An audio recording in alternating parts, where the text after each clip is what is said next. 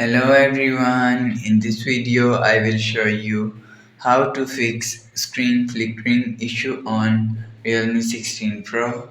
Let's start the video. If you want to fix this problem, so restart device, just click and hold side power button. After just click and hold power button and you will see restart device from here. After restart device, go back to home screen and you will see your problem is solved. But if it not solved, go to app library and click on settings app. Now in setting, scroll down and click on display and brightness. After click on display and brightness, turn off auto brightness button.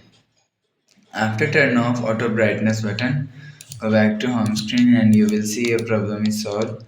But if it's still not solved, again click on settings app, scroll down to end, click on system and update and click on backup and reset phone and click on reset all setting.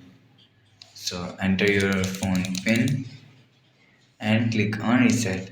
So it just reset all setting, it's not clean and remove your phone memory and data. After reset you will see your problem is solved.